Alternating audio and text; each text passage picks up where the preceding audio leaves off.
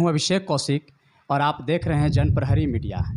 अभी हम राजद के प्रदेश कार्यालय में उपस्थित हूं और मेरे बगल में राजद के उपाध्यक्ष बृषिन पटेल जी मेंबर ऑफ पार्लियामेंट रह चुके हैं और बिहार सरकार में मंत्री भी रह चुके हैं।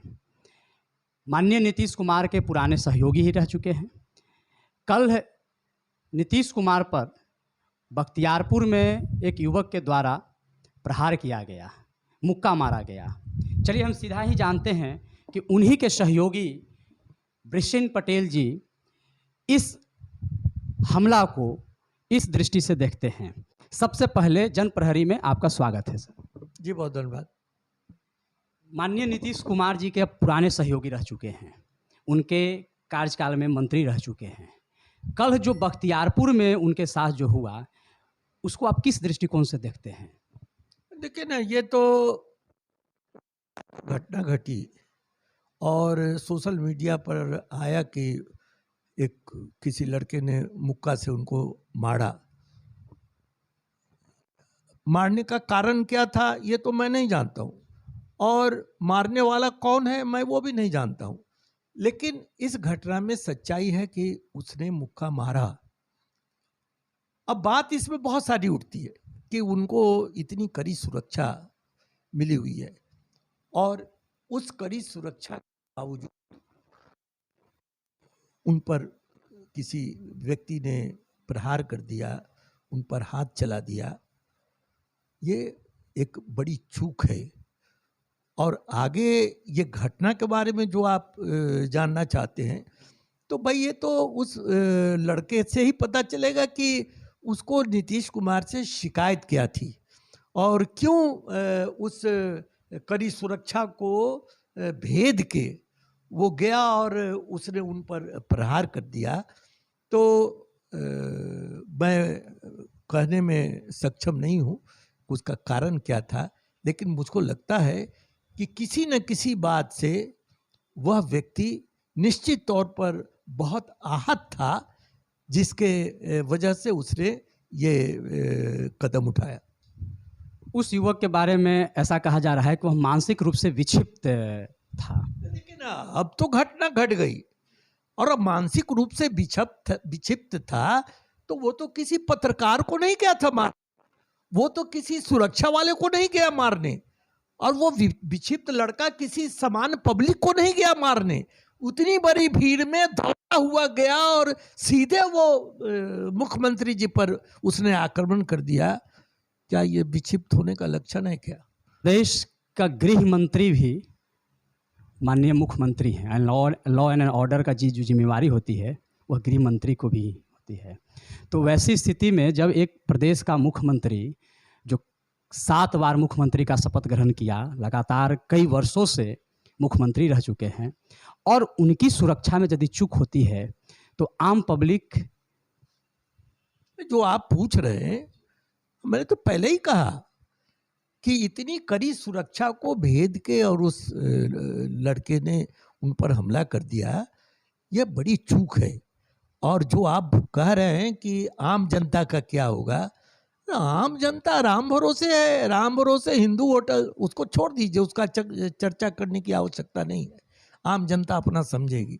लेकिन उनकी अपनी सुरक्षा में उनकी ये हालत हुई तो वो उसके बारे में विचार करें। मुकेश सहनी कल तक मंत्री थे, आज बर्खास्त कर दिए गए। तो उनके साथ जो हुआ, आपके साथ थे मुकेश सहनी, उन्होंने आरोप लगाया कि हमें जो सम्मान मिलना चाहिए सम्मान नहीं मिला, और सम्मान के अपेक्षा को लेकर नीतीश कुमार जी के साथ एनडीए के साथ हो गए। आज जो उनके साथ हुआ है, कौन सी ऐसी कड़ी है कि जो उनको पेंडुलम की स्थिति में लाकर खड़ा कर दिया है? देखिए, उनको पेंडुलम की तरह किसी ने लाके खड़ा नहीं कर दिया। मुझको लगता है कि इस देश में जो भारतीय जनता पार्टी की सरकार चल रही है, इसको लोग समझने में भूल कर रहे। हमारे यहाँ मंडल कमीशन लागू हुआ और मंडल कमीशन के लागू होने पर सारे देश में एक लकीर खींच दी गई कि जो सत्ता जिनके हाथ में है उनकी संख्या बहुत कम है और जो सबसे ज़्यादा उपेक्षित हैं उनकी संख्या करीब 85% है और 85% पर जो राज करने वाले लोग हैं उन्हीं का पोषक है भारतीय जनता पार्टी। आप एक गंभीर मामला आप मुकेश सहनी के माध्यम से आपने छेड़ दिया है। चूंकि मैं बोल रहा हूं तो मैं उसकी गंभीरता को भी रखना चाहूँगा। भारतीय जनता पार्टी जानती है उसको पिछड़ों से, अति पिछड़ों से, दलित से कोई लेना देना नहीं है। वो मनुवादियों का प्रतिबिंब है। वो किसी तरह चाहता है कि जो मनुवादी हैं उनका राज इस मुल्क में दोबारा स्थापित हो और अंबेडकर का जो संवैधानिक राज है उसका खात्मा हो, यह उनकी मंशा है। तो जो लोग, जो पिछड़े समाज के लोग हैं, जो दलित समाज हैं, जो अल्पसंख्यक समाज हैं,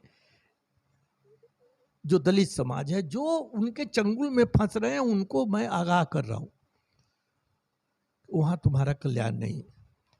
वो तो तुमको मिटाने वाले हैं। मुकेश सहनी ये बात समझ नहीं पाए। वहां पिछड़ों का, अति पिछड़ों का, दलितों का वहां कोई गुंजाइश नहीं है। तो जो रास्ता उनका है वो रास्ता लोगों ने मुकेश सहनी जी को दिखा दिया। जो बचे हुए लोग हैं इससे उनकी नज़र खुली चाहिए और उनको समझ में आनी चाहिए कि ये जो मंडल कमीशन को जो चुनौती कोई नहीं दे सकता है, उस चुनौती देने का एक ही माध्यम है, वो है हिंदू और मुसलमान, वो है मंदिर और मस्जिद, वो है हिंदुस्तान और पाकिस्तान। धर्म के नाम पर ही आप वो जो मंडल कमीशन का जो सेटअप है उसको आप चुनौती दे सकते हैं। यह बात सिर्फ हम लोग को समझ जाने की आवश्यकता है और आगे चल के इस लाइन का खुल्लम खुल्ला इस्तेमाल होगा।